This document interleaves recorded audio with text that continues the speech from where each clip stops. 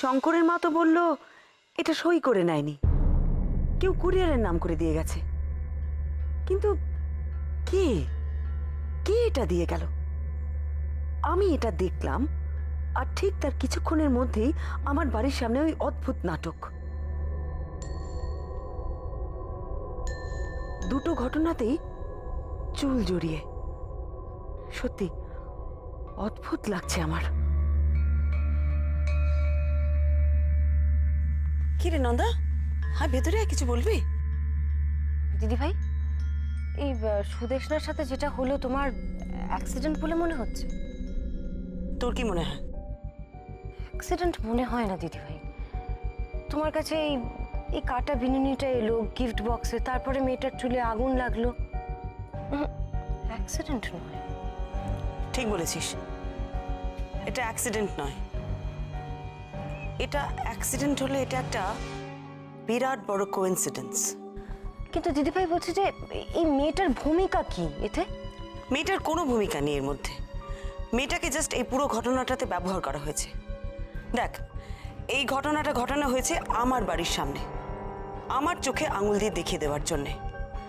আমাদের বাড়ির সামনে বিউটি পার্লারটা, ওখানে মেয়েরা আসে চুল বাঁধতে।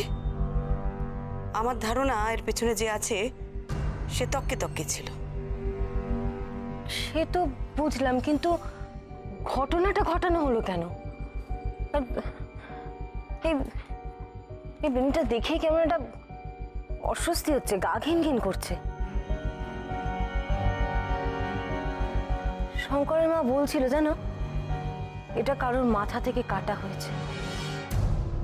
কার মাথা থেকে কাটা হবে? আর সে এখন ঠিক আছে।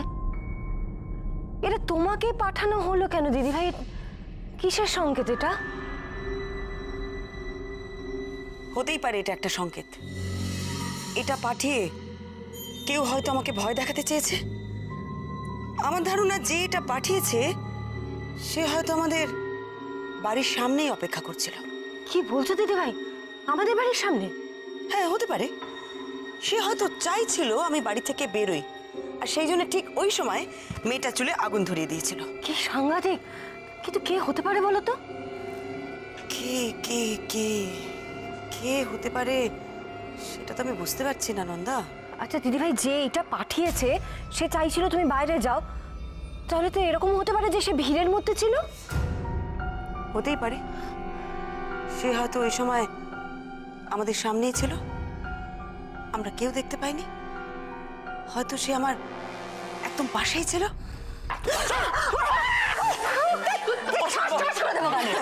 কি জোর ভয় পেয়ে গেছি না, সত্যি ভালো লাগে না। কি করিস না ডাবলু?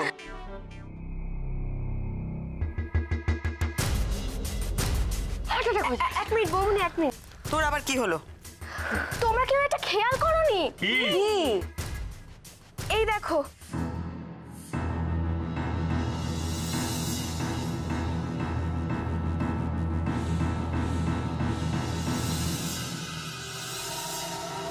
আরে কি করছিস আমার চুলটা নিয়ে? দেখি।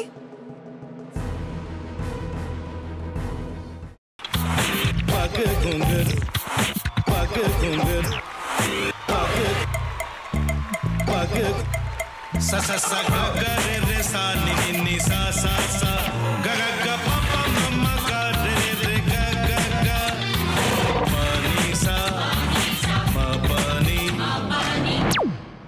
re re re re re re re re re ga re ga re ga re ga re ga pa pa pa pa pa ma ga re sa ni da ba sa pa ma ga re sa ni da ba sa pa ma ga re sa ni da ba sa।